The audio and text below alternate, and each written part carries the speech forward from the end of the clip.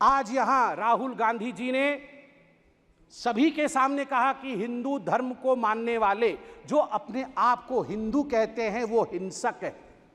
मैं गर्व से कहता हूं मैं हिंदू हूं और मैं हिंसक नहीं हूं। मैं गर्व से कहता हूं मैं हिंदू हूं और मैं हिंसक नहीं। आप हिंसा मत करिए। मैं हाथ जोड़ के कहता हूं आप हिंसा मत करिए प्लीज। शाब्दिक श्री संबित पत्रा जी।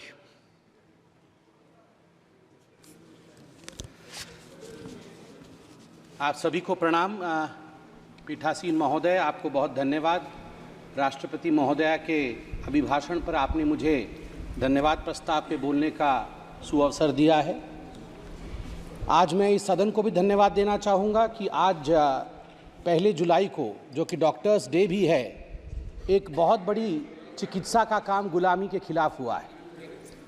गुलामी की मानसिकता जिसमें बचपन से हम आईपीसी और सीआरपीसी सुना करते थे, अब हम आईपीसी और सीआरपीसी नहीं सुनेंगे, हम भारतीय न्याय संहिता सुनेंगे, हम भारतीय नागरिक सुरक्षा संहिता सुनेंगे। स्वाभाविक रूप से ये एक बहुत बड़ा बदलाव है।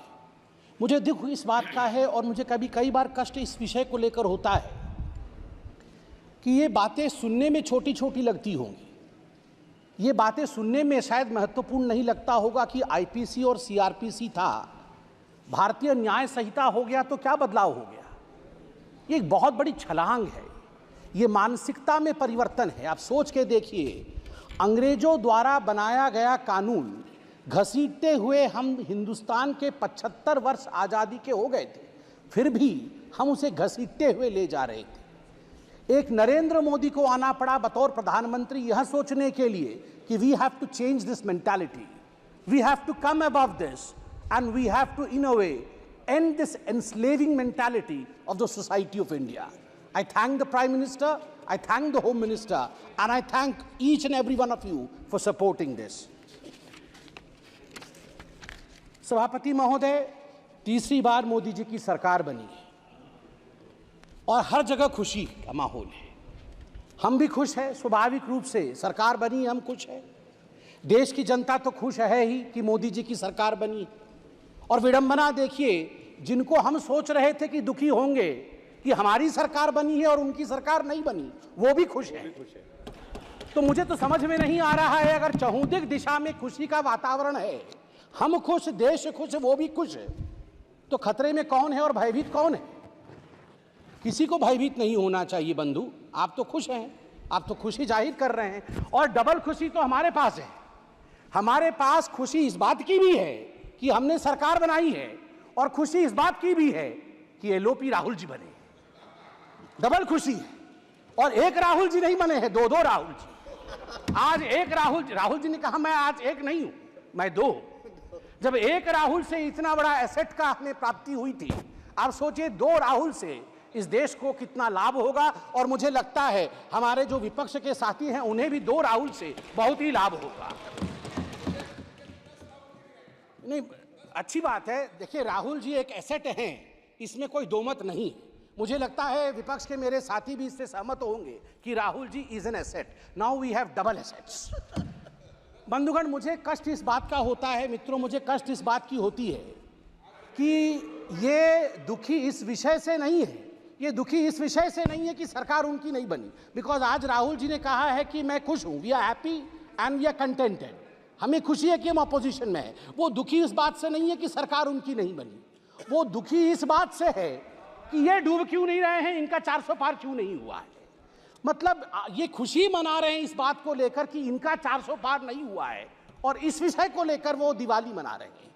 आप सोच के देखिए, 3 टर्म से समुद्र के गर्त पे पड़े हुए हैं और ऊपर देख रहे हैं कि इनके जहाज में छेद कब होगा, इनके जहाज में छेद कब होगा और ये कब डूबेंगे। ये खुद तैरने की कोशिश नहीं कर रहे हैं। मुझे लगता है कि हमें भी ईश्वर से और आज शिव जी से प्रार्थना करनी चाहिए कि अगर राहुल जी प्रसन्न है, विपक्ष में रह के प्रसन्न है, तो उनकी प्रसन्नता अनंत काल तक बरकरार रहे।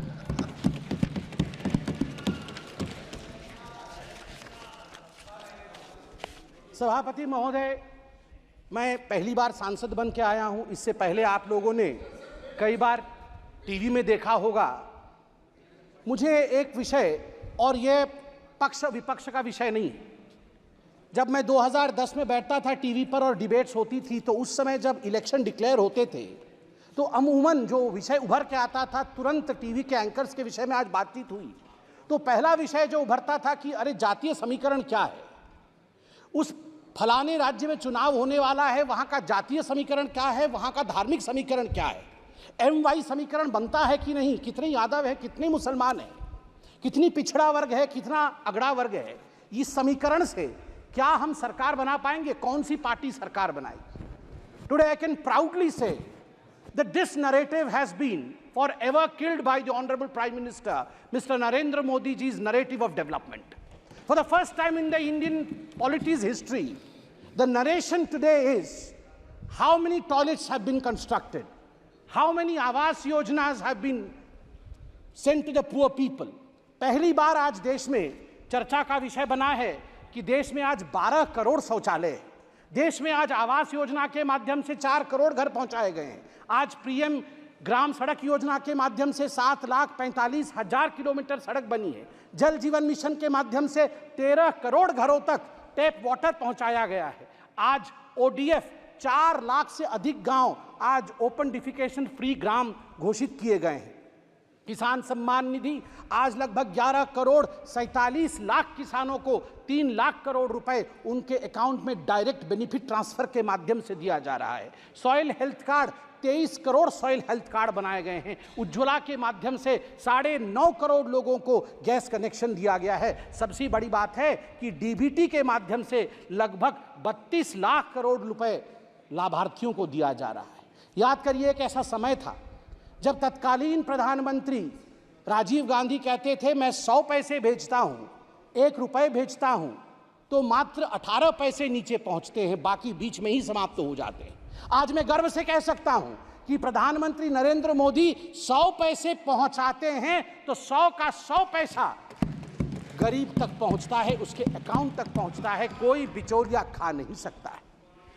सभापति महोदय, आज डेमोक्रेसी को लेकर, लोकतंत्र को लेकर बहुत सारी बातें हुई हैं। और आज ही से नहीं, जिस दिन से ओथ टेकिंग चल रहा है, जिस दिन से शपथ समारोह चल रहा है, उसी दिन से लोकतंत्र को लेकर, संविधान की प्रतियों को लेकर बहुत बातें हो रही है। मैं जगन्नाथपुरी से आता हूं और आज मैं गर्व से यहां जय जगन्नाथ कहते हुए कहता हूं कि लोकतंत्र का जन्म जगन्नाथ धाम में ही हुआ। मैं बताऊंगा, वैज्ञानिक दृष्टिकोण से बताऊंगा क्यों हुआ। लोकतंत्र का जन्मदाता जगन्नाथ धाम है। जगन्नाथ मंदिर ने कलिंग के समय लोकतंत्र स्थापित किया। कलिंग अंग बंग कलिंग कहा जाता है। कलिंग के नरेश, कलिंग के राजा, कलिंग के सब कुछ भगवान जगन्नाथ है। वो तो जगत के नाथ हैं, वो तो ब्रह्मांड के नाथ हैं, मगर कलिंग में हम मानते हैं कि हमारे सर्वे सर्वा नारायण स्वयं हैं, जगन्नाथ है। वो रत्न सिंहासन पर बैठते हैं, रत्न सिंहासन से कलिंग का आसन वो संभालते हैं। उनका प्रतिनिधि वहां के गजपति महाराज होते हैं। मगर आप देखिए सुंदरता, लोकतंत्र का जन्म कैसे होता है। जगन्नाथ महाराज भी राजाधिराज जगन्नाथ, इस जगत के नाथ जगन्नाथ रत्न सिंहासन को त्याग करके साल में एक बार वो रथारूढ़ होते हैं। वो कहते हैं मैं गरीबों से मिलने जाऊंगा, उनके घर तक जाऊंगा, जो मेरे पास नहीं आ सकते हैं मैं उनसे मिलूंगा। यही लोकतंत्र है, यह प्रजातंत्र है। और जब रत्न सिंहासन त्यज करके जगन्नाथ रथारूढ़ होते हैं, रथ पर आते हैं, तो गजपति महाराज, उड़ीसा के जो महाराज हैं, वो अपने हाथ में झाड़ू लेकर खुद जगन्नाथ के आगे झाड़ू चलाते हैं। उस दिन वो सफाई कर्मचारी बन जाते हैं। और गर्व के साथ मैं उत्कल पुत्र उड़ीसा का निवासी कह सकता हूं, इसी कारण से उड़ीसा में जाति प्रथा नहीं है, क्योंकि हमारे राजा को झाड़ू पकड़ना पड़ता है। जगन्नाथ के सामने लोकतंत्र चलती है और लोकतंत्र की जगन्नाथ की भूमि में राजा भी झाड़ू मारने के लिए बाध्य है। उसे छेरा पोहरा कहते हैं। 7 तारीख को रथ यात्रा है, आप देखेंगे राजा स्वयं झाड़ू मार रहे होंगे और तभी जगन्नाथ आगे बढ़ेंगे। यह लोकतंत्र की महिमा है। जब तक सनातन है तब तक लोकतंत्र रहेगा भारतवर्ष में। जगन्नाथ धाम एक ऐसा धाम है, लोकतंत्र के सीख के लिए अध्यात्म की सीख के लिए आदि शंकराचार्य से हम सब के गुरु गुरु नानक महाराज जी ने भी वहां पधारा था, नीलकंठ वर्णी जी ने भी वहां पधारा था। ऐसे कोई गुरु नहीं जो वहां नहीं आए और वहां से शिक्षा दीक्षा लेकर नहीं गए। और आज मैं फक्र के साथ कह सकता हूं, मेरे प्राजी वहां बैठे हुए हैं सभी, जब 1506 में गुरु नानक देव जी जगन्नाथपुरी आए थे और जब वो अंदर गए थे मंदिर भगवान के दर्शन करने, उस समय आरती चल रही थी। उस भव्य आरती को देखने के पश्चात अनायास ही गुरु नानक देव जी के मुख से आरता निकला था, जो अपने आप में आज इतिहास है। गगन में थाल रव चंद दीपक बने, तारका मंडल जनक मोती, धूप मले आन लो पवन चवरो करे, सगल बन राय फुलंत ज्योति, कैसी आरती होए भव कंडना तेरी, कैसी आरती होए अनहद सबद बाजत भेरी, कैसी आरती होए तेरी। गुरु नानक देव जी कह रहे कैसी आरती तेरी, भव्य आरती है।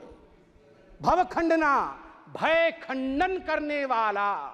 आप सोच के देखिए, आज भय के विषय में बात हो रही है। अनादि काल से इस भय को खंडन करने का काम महादेव ने किया है। इस भय को खंडन करने का काम उस सनातन ने किया है, जिस सनातन को मिटाने के विषय में आज ये लोग कह रहे थे और अनेकों वर्षों से सनातन के विरोध में कह रहे थे। मैं केवल और कुछ शब्द कह के अपने विषय को शांत करूंगा।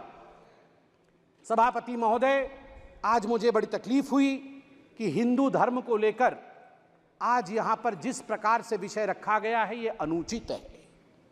आज यहां राहुल गांधी जी ने सभी के सामने कहा कि हिंदू धर्म को मानने वाले जो अपने आप को हिंदू कहते हैं वो हिंसक है।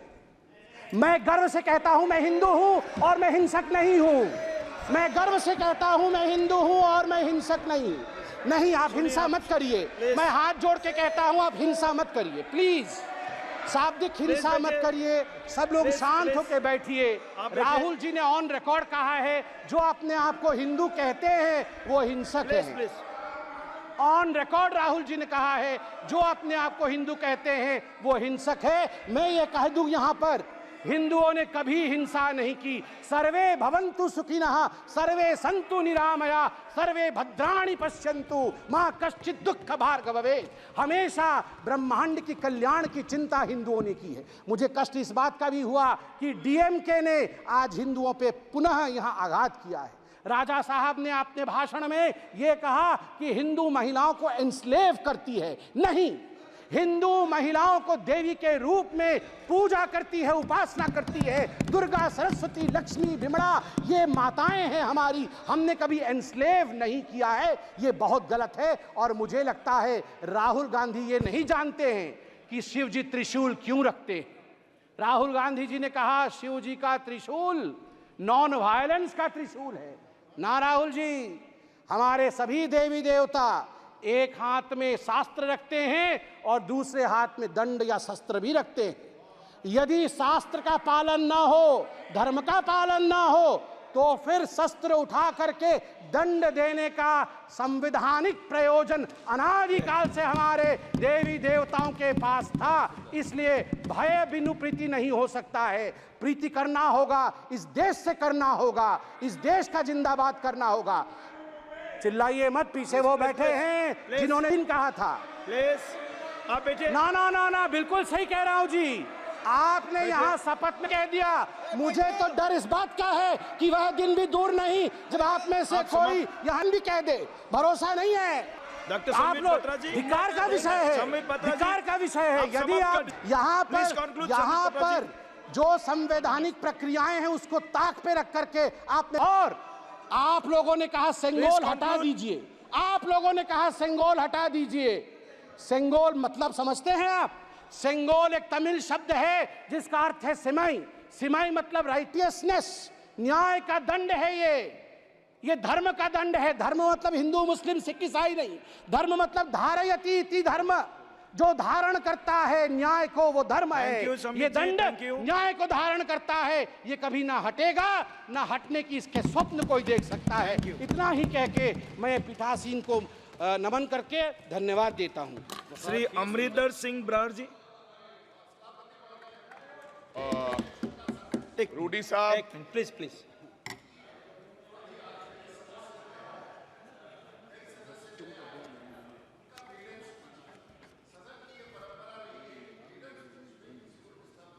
यस, गलत बोलोगे तो क्यों नहीं होगा? नहीं गलत क्यों? रूडी साहब